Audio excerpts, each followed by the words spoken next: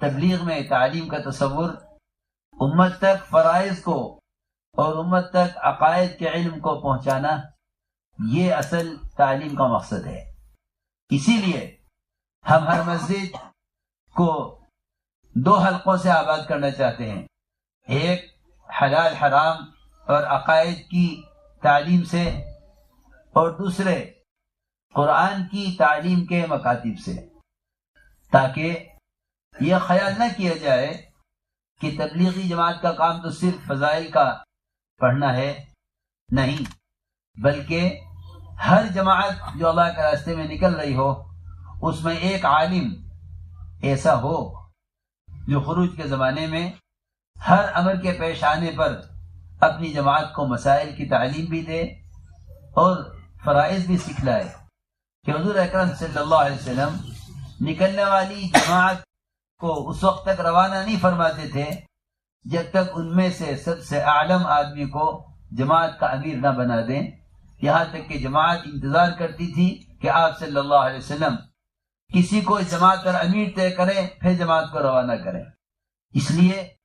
یہ بات سب کے ذہن میں رہے کہ تبلیغ سے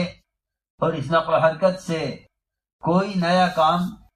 یا کوئی نئی جماعت یا کچھ علم سے ہٹ کر کسی اور مخصوص چیز کی اشاعت ہرگز مقصود نہیں ہے، بلکہ ان جماعتوں کی نقل و حرکت سے امت تک علم کا پہنچانا مقصود ہے۔ قرآن نے نفر کو صرف قتال کے ساتھ نہیں جوڑا ہے، جو اس زمانے کا ایک تصور بن کر رہ گیا کہ خروج اور نفر تو صحابہ کا قتال کے لیے ہوا کرتا تھا، اس کا تبلیغ سے کیا تعلق ہے،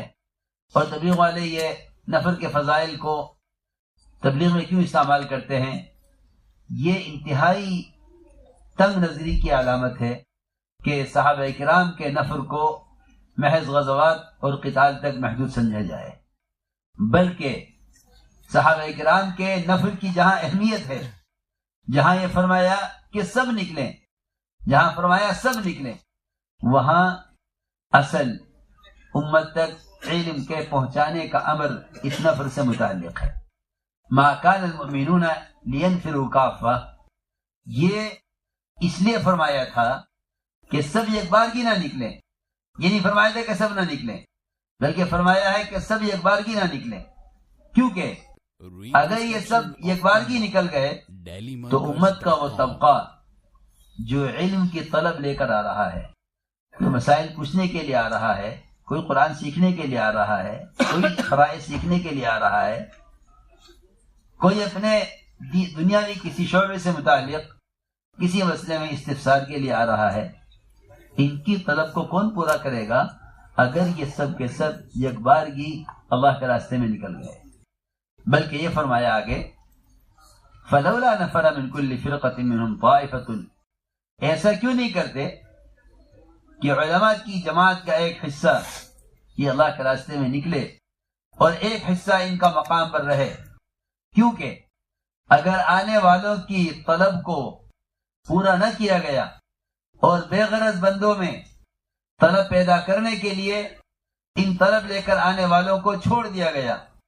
اور ان کی طرف التفات نہ ہوا، مدارس کے ذریعے مکاتب کے ذریعے ان کی طرف توجہ نہ دی گئی، تو میں سمجھتا ہوں کہ عبسہ کے نازل ہونے کا اصل سبب یہی ہوا ہے کہ جن میں استغنا تھا ان کی آپ کوشش میں رہے، اور جو عبداللہ ابن ام مکتوم علم کی طلب لے کر دروازے سے آواز لگائی تھی، انہوں نے علمنی یا رسول اللہ ما علمک اللہ، آپ کو ان کے آنے سے ناگواری ہوئی، اور ان مشرکین کے جو کہتے تھے کہ ہم ان فقراء صحابہ کے ساتھ بیٹھ کر بات سننا نہیں چاہتے، الگ ہمارے لیے وقت ہونا چاہیے، آپ کے ان کی ہدایت کی حرص اور ان کو ہدایت پر لانے کی کوشش میں عبداللہ ابن ام مکتوم سے کہ آنے سے آپ کو ناگواری کا ہونا،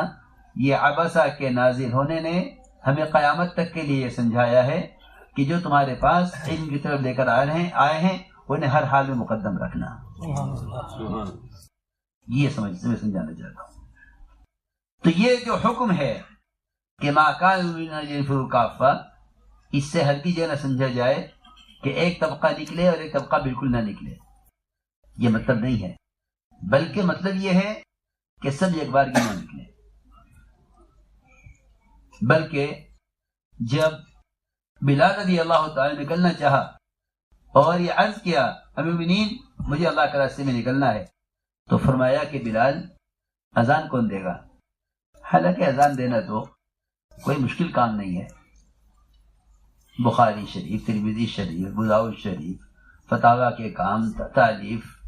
تصنیف، افتاء، ان کے مقابلے میں اذان دینا تو کوئی مشکل کام نہیں ہے، مسجد کا کوئی مصلی اذان دے سکتا ہے۔ فرمایا نہیں، جب تک تم اپنا متبادل نہیں لے آؤ گے اذان دینے کے لیے، میں اس وقت تک تمہیں نکلنے کی اجازت نہیں دوں گا۔ اس سے اندازہ کیا جائے کہ جب ایک مؤذن اپنی متبادل کا انتظام کیے بغیر نہیں نکل سکتا، تو ایک بخاری پڑھانے والے کو آپ کہیں کہ آپ زبان سے نکل جائیے، کتاب چھوڑ دیجئے، میں سمجھتا ہوں کہ یہ انتہائی بے عقلی کا مشورہ ہے۔ بلکہ چاہیے کہ میں نکلوں، ضرور نکلوں، لیکن متبادل کا انتظام کروں، اس لیے کہ ہمیں سیرت میں یہ ملتا ہے کہ آپ صلی اللہ علیہ وسلم بیان فرما رہے تھے، مجمع جمع تھا، اس درمیان میں ایک آدمی دروازے پر آیا اور وہیں سے چیخ کر اس نے کہا بیان کے دوران، علمنا الدین یا رسول اللہ صلی اللہ علیہ وسلم، مجھے دین سکھلائیے۔ آپ نے یہ فرمایا کہ بیان ہو رہا ہے بیٹھ جاؤ، یہ نہیں فرمایا بیان ہو رہا ہے بیٹھ جاؤ، بلکہ حضور اکرم صلی اللہ علیہ وسلم نے اس پورے مجمع کو چھوڑا جو آپ کا بیان سن رہا تھا، اور آپ تنہا مجمع سے ہٹ کر منبر سے نکل کر اس آدمی کے پاس گئے دروازے پر۔ روایت میں ہے کہ آپ کے لیے کرسی لائی گئی جس کے قوائم حدید لوہے کے تھے پائے، اس پر آپ بیٹھے اور آپ نے دروازے پر بیٹھ کر اس اعرابی کو پورا اسلام، فرائض سمجھائے، سکھلائے۔ اس وقت تک صحابہ نے انتظار کیا، اس سے فارغ ہو کر آپ آئے، پھر آپ نے بیان شروع کیا۔ کیونکہ اصل نبی کی بعثت کا مقصد تعلیم دین ہے، نبی کی بعثت کا مقصد تعلیم دین ہے۔ هو الذی بعث فی الامیین رسولا منہم یتلو علیہم آیاتہ ویزکیہم، تعلیم اور تزکیہ یہ نبی کا کام ہے۔ ایک قتال ایک عارض ہے، بلکہ جس میں نفع عام ہوا ہے اس میں بھی اللہ کی شان قتال نہیں ہوا تبوک میں۔ اس لیے کبھی یہ خیال نہ کیا جائے کہ نفر کے مقاصد تبلیغ والوں کے اور ہیں اور صحابہ کے نفر کا مقصد محض قتال تھا۔ یہ بہت تنگ نظری کی بات ہے۔ جس کی سیرت پر پوری نظر ہوگی وہ سمجھ لے گا کہ بعثت کا اصل مقصد اور نقل و حرکت کا اصل مقصد امت کو جہالت سے نکال کر علم کے میدان میں اور علم کے ماحول میں لانا ہے۔ ان احد من المشرکین استجارک فاجرہ حتی یسمع کلام اللہ، ایک مشرک کو بھی جس کے ذمہ قرآن کا سیکھنا فرض نہیں ہے، اس کو بھی اٹھا کر اپنے ماحول میں لایا جاتا تھا تاکہ قرآن کی آواز سے کان میں پڑے اور اس کا بھی ہدایت کی طرف مائل ہو۔ تو پھر وہ مسلمان جس پر قرآن کا سیکھنا فرض ہے، اس کو تعلیم قرآن کی طرف لانا، میں اپنے یہاں روزانہ ہی تقریباً بیانات میں عرض کرتا ہوں کہ تم گشتوں کے ذریعے اگر بچوں کو، بوڑھوں کو، جوانوں کو قرآن کی تعلیم کے مقصد کے لیے گشت کر کے مسجد میں نہیں لا رہے ہو، تو تم تبلیغ امت کو جہالت سے نکالنے کے لیے نہیں کر رہے ہو، شاید تم نے کوئی اور کام شروع کیا ہے۔ یہ میرا معمول ہے کہ تم